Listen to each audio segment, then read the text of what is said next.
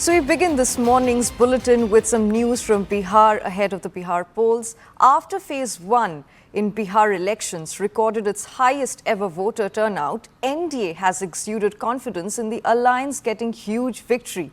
In a CNN News 18 mega exclusive, Union Home Minister Amit Shah has predicted a sweeping NDA victory in Bihar, claiming the alliance will cross 160 seats.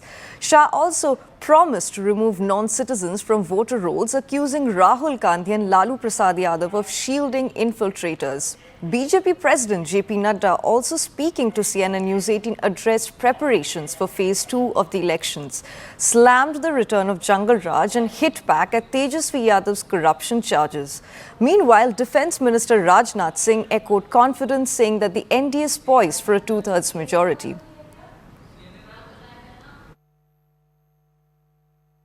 Purnia की सड़कों पर केंद्रीय गृह मंत्री अमित शाह का इस समय रोड शो चल रहा है और एक बार आप भीड़ देखें कि यहाँ पर कितनी ज्यादा भीड़ है। काफी ज्यादा भीड़ है क्योंकि सेकंड फेज का चुनाव है यहाँ पर।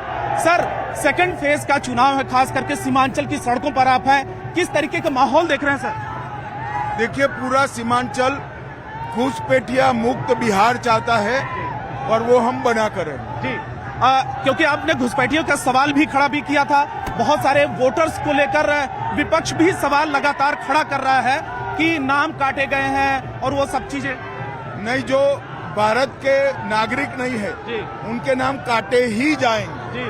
राहुल जी और लालू जी उनको बचाना चाहते हैं मगर बचा नहीं पाए।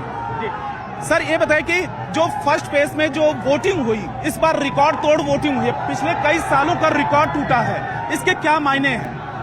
इसके मायने यही है कि हमारा आकलन है 160 का, इससे भी आगे बहुमत के साथ हम जीत सकते। सर, इस बार चुनाव में और खास करके सीमांचल क्योंकि मुस्लिम बहुल ये इलाका है, क्या मुद्दे रहे इस बार?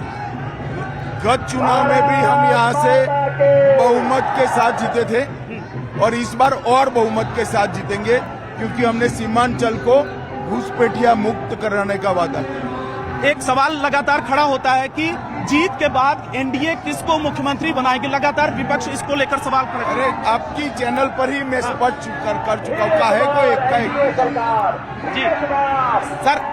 सर, क्या अनुमान है पहले चरण के चुनाव के बाद, क्या अनुमान अब लग रहा है? अब क्या असेसमेंट लग रहा है पहले चरण के बाद?